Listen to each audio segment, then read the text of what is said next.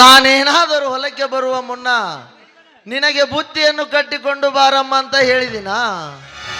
ಕಲ್ಲು ಮುಳ್ಳು ತುಂಬಿದ ಈ ಬೀದಿಯಲ್ಲಿ ನಡೆದು ಬರದಿಂದ ಬಡೆಯುವ ಈ ಬಿಸಿಲಿನ ಭವತಾಪಕ್ಕೆ ಈ ನಿನ್ನ ಮುದ್ದಿನ ಮುಖ ಹೇಗಾಗಿದೆ ನೋಡಮ್ಮ. ನಡೆಯಮ್ಮ ತಂಗಿ, ಆ ಮರದ ನೆರಳಿಗೆ ಕುಳಿತುಕೊಂಡು ವಿಶ್ರಾಂತಿ ತೆಗೆದುಕೋ. ಅಣ್ಣ, ನಿಮ್ಮ ತಂಗಿಯಾಗಿ ಹುಟ್ಟಿ ಬರೋದಕ್ಕೆ ನಾನು ಯಾವ ಜನ್ಮದಲ್ಲಿ ಪುಣ್ಯ ಮಾಡಿದ್ದು ನಾ ಕಾಣೆ ಅಣ್ಣ. ಅಣ್ಣ, ನೀವು ತೋರಿಸ್ತಕ್ಕಂಥ ಪ್ರೀತಿ ವಾತ್ಸಲ್ಯವನ್ನ ನೋಡ್ತಾ ಇದ್ರೆ ನಾನು ಯಾವ ಶ್ರೀಮಂತರ ಮನೆಯಲ್ಲಿ ಹುಟ್ಟಿದ್ರು ಇಂಥ ಸೌಭಾಗ್ಯ ನನಗೆ ಸಿಗ್ತಾ ಇರ್ಲಿಲ್ಲ ಅಣ್ಣ, ಸಿಗ್ತಾ ಇರ್ಲಿಲ್ಲ. ನಿರ್ಮಲಾ, ಶ್ರೀಮಂತರಿಗೆ ಯಾಕೆ ಹೋಲಿಸಿ ಮಾತನಾಡುತ್ತೀಯ ಮಾತಂಗಿ? ಶ್ರೀಮಂತರು ತಮ್ಮ ಅಕ್ಕ ತಂಗಿಯರನ್ನು ಹೊರಗೆ ಸೂರ್ಯನ ಬೆಳಕನ್ನು ತೋರಿಸದೆ ಒಳಗೆ ಅಂದದ ಅರಗಿಣಿಯನ್ನಾಗಿ ಮುದ್ದಾಗಿ ಬೆಳೆಸುತ್ತಾರೆ. ಅದು ನಮ್ಮಂತಹ ಬಡವರಿಂದ ಸಾಧ್ಯವೇ ನಮ್ಮ ಮಾತಂಗಿ? ಒಂದು ಕೊಡ ನೀರು ಇಲ್ಲದಿದ್ದರೆ ನೀನೇ ಹೋಗಿ ತೆಗೆದುಕೊಂಡು ಬರುವುದಿಲ್ಲವೇ? ಅಂದಾಗ ಆ ಶ್ರೀಮಂತರಿಗೂ ನಮಗೂ ಬಹಳ ವ್ಯತ್ಯಾಸವ ಮಾತಂಗಿ, ಬಹಳ ವ್ಯತ್ಯಾಸ. ಅಣ್ಣ, ನಡೆದು ಬಂದ್ರೆ ಕಾಲೇ ಸವಿಯುತ್ತೆ, ಬಹಳ ಹೊತ್ತು ನೋಡಿದ್ರೆ ಈ ತಂಗಿಯ ಕಣ್ಣೆ ಮಂಜಾಗಬಹುದೆಂಬ ಅಕ್ಕರೆಯಿಂದ ಬೆಳೆಸಿದ ಈ ನಿನ್ನ ತಂಗಿಯ ಪಾಲಿಗೆ ಆ ಶ್ರೀಮಂತಿಕೆಗಿಂತ 1000 ಪಟ್ಟು ನೀವೇ ಮೇಲಣ್ಣ, ನೀವೇ ಮೇಲು. ಸಾಕು ಬಿಡಮ್ಮ ತಂಗಿ, ಈ ನಿನ್ನ ಅಣ್ಣಂದಿರನ್ನು ಬಹಳ ಹೊಗಳಬೇಡ. ಹಾಗೇನಾದರೂ ಹೊಗಳಿಕೆ ಹೆಚ್ಚಾದರೆ ಬೇಗನೆ ನಿನ್ನ ಮದುವೆಯನ್ನು ಮಾಡಿ ಗಂಡನ ಮನೆಗೆ ಕಳಿಸಿ ಬಿಡುತ್ತೇವೆ. ಛೀ, ಹೋಗೋಣ. ನಾನೇನಾದ್ರೂ ಮಾತಾಡ್ಬೇಕಾದ್ರೆ ನನ್ನ ಮದುವೆ ವಿಷಯನ ಮಾತಾಡ್ತೀಯಲ್ಲ, ಹೋಗೋಣ ನೀನು. ಸ್ವಾರಿ ತಂಗಿ, ಅರಳಿದ ಹೂವಿನಂತೆ ಕಾಣುತ್ತಿರುವ ಈ ನನ್ನ ತಂಗಿಯ ಮುಖದಲ್ಲಿ ಸ್ವಲ್ಪ ಕೋಪ ತರಿಸಬೇಕಂತ ಮಾತನಾಡಿದೆ. ಹಾ ತಂಗಿ, ನೀನು ಇಲ್ಲೇ ಕುಳಿತಿರು, ನಾನು ಗೌಡರ ಹೊಲದಲ್ಲಿ ಹೋಗಿ ಒಂದು ಕೊಡ ನೀರನ್ನು ತೆಗೆದುಕೊಂಡು ಬರುತ್ತೇನೆ. ಇಬ್ಬರು ಕೂಡಿಕೊಂಡು ಊಟ ಮಾಡೋಣಂತೆ. ಆಯ್ತಣ್ಣ, ಬೇಗ ಬಾರಣ್ಣ. ಆಯ್ತಮ್ಮ. ದೇವ್ರೆ, ನನ್ನ ಅಣ್ಣಂದಿರು ಎಂತ ಪುಣ್ಯವಂತರು.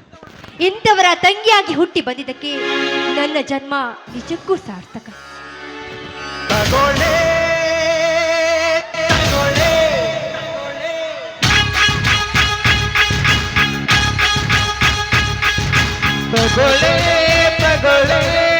ಹಲೋ ನಿರ್ಮಲಾ. ಯಾರು? ಓಹೋ, ದೇವರಾಜ್.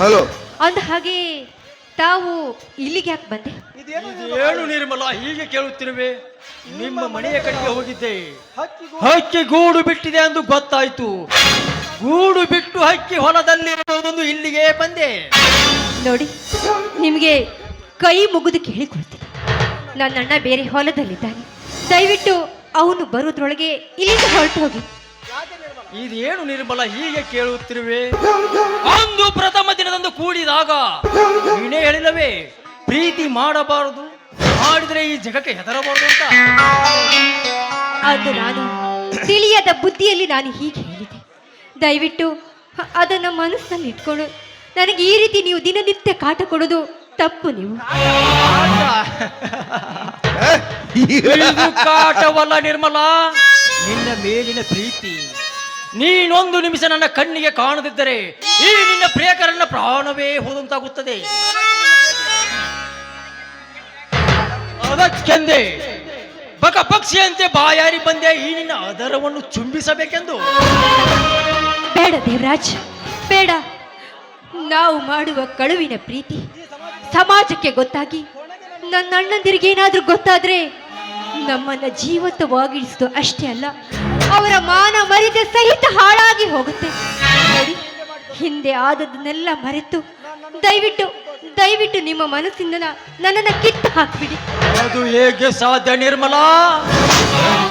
ನಾವು ಪ್ರೀತಿಸಿದ ಕಟ್ಟಡ ದೊಡ್ಡದೊಂದು ಬಂಗಲೆಯಂತೆ ಬೆಳೆದು ನಿಂತಿರುವಾಗ ಅದನ್ನು ಕಿತ್ತಿ ಹಾಕಿದರೂ ಕೂಡ ಅದರ ನೆನಪು ನಮಗೆ ಮರುಕಳಿಸದೆ ಬಿಟ್ಟಿದೆ. ನೋಡು ನಿರ್ಮಲಾ, ನೀ ಏನೇ ಹೇಳಿದ್ರು ಸರಿ, ಈ ನನ್ನ ಪ್ರಾಣ ಇರುವವರೆಗೂ ನಿನ್ನ ಕೈ ಬಿಡುವುದಿಲ್ಲ. ದೇವರಾಜ್, ನೋಡಿ, ಈ ಪ್ರೀತಿಯ ಬಗ್ಗೆ ಇನ್ನೊಂದು ಸಲ ಭೇಟಿಯಾದಾಗ ಮಾತಾಡೋಣ. ದಯವಿಟ್ಟು ನನ್ನ ಅಣ್ಣ ನೀರು ತೆಗೆದುಕೊಂಡು ಬರುವ ಸಮಯ ಆಯ್ತು, ನೀವಿಲ್ಲಿಂದ ಹೊರಟೋಗಿ. ನೋಡು ನಿರ್ಮಲ, ನನಗೆ ಇಷ್ಟೊಂದು ಭಯ ಪಡುತ್ತಿರುವೆ. ಕಳುವಿನಿಂದ ಪ್ರೀತಿ ಮಾಡುವ ಈ ನಮ್ಮ ಪ್ರಿಯಕರನ್ನು ಪಾರು ಮಾಡಲು ಆ ದೇವರು ಇದ್ದೇ ಇರುತ್ತಾನೆ. ಮೂಡಿ ಬರಲಿ ನಿನ್ನ ಬಾಯಿಂದ ಒಂದು ಅನುರಾಗ. ರೀ, ದಯವಿಟ್ಟು ದಯವಿಟ್ಟು ನನ್ನ ಮಾತು ಕೇಳಿ. ನನ್ನ ಅಣ್ಣ ಬರುವ ಹೊತ್ತಾಯ್ತು. ನಿರ್ಮಲ, ನನಗೆ ಇಷ್ಟೊಂದು ಭಯ ಏಕೆ ಪಡುತ್ತಿರುವೆ? ನಮ್ಮಂತ ಕಳುವಿನಿಂದ ಪ್ರೀತಿ ಮಾಡುವ ಪ್ರೇಕರರನ್ನು ಪಾರು ಮಾಡಲು ಆ ದೇವರು ಇದ್ದೇ ಇರುತ್ತಾನೆ. ಹಾಡು ಒಂದನ್ನು ಹಾಡನ್ನು ಹಾಡು. ನಿನ್ನ ಸವಿಸೇನನ್ನು ಸವಿದು ನಾನು ಧಾರಾಳವಾಗಿ ಮನೆ ಸೇರುತ್ತೇನೆ. ಅಯ್ಯೋ ದೇವ್ರಿ, ನಾನು ಎಷ್ಟು ಹೇಳಿದ್ರು ನನ್ನ ಮಾತನ್ನ ನೀವು ಕೇಳ್ತಾ ಇಲ್ಲ. ನನ್ನ ಕಷ್ಟ ನನಗೆ, ನಿಮ್ಮ ಹಠ ನಿಮಗೆ. ಆಯಿತು, ನೀವು ಹೇಗೆ ಹೇಳ್ತೀರೋ ಹಾಗೆ ಆಗಲಿ.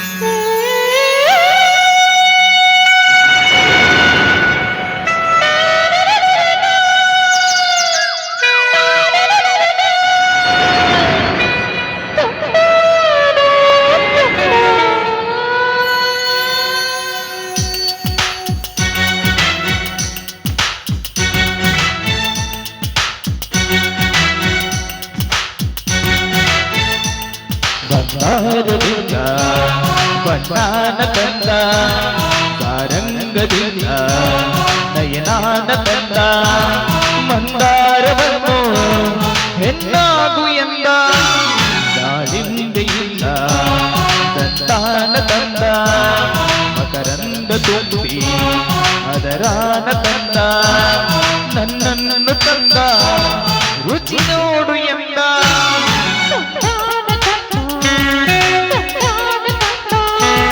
ಅಪರೂಪದಿಂದ ನನಗಾಗಿ ತಂದ,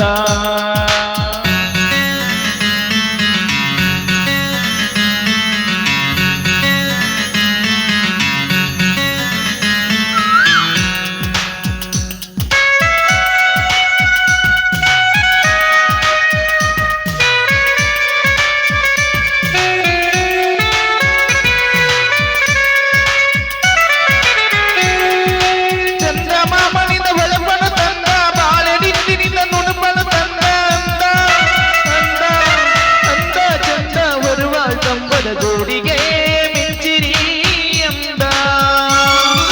ಹಂಸದಿಂದ ಕೊಂಚ ನಡಿಗೆಯ ತಂದ, ನವಿಲಿನಿಂದ ಕೊಂಚ ನಾಟ್ಯವ ತಂದ, ನಯವೋ ಲಯವೋ ನಯವೋ ಲಯವೋ ರೂಪ ಲಯವೋ ರಸಿಕನೇ ಹೇಳು ನೀ ಎಂದ. ತಂಗಾಳಿಯಿಂದ ಸ್ನೇಹಾನ ತಂದ, ಲತೆ ಬಳ್ಳಿಯಿಂದ ಸಿಕ್ಕನ್ನು ತಂದ, ಸಿಕ್ಕನ್ನು ಇವಳ ನಡುವಾಗು ಎಂದ, ನಡುವನ್ನು ಅಳಿಸಿ ಎದೆ ಬಾರ ತಂದ, ನನ್ನನ್ನು ಲತೆಗೆ ರುಚಿ ನೋಡು ಎಂದ.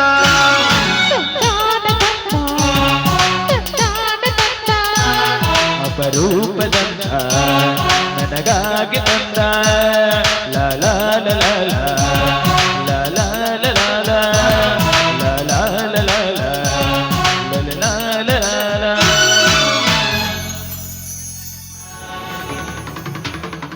ನಿರ್ಮಲ, ನೋಡಲಿ ಆ ಕೆರೆಯ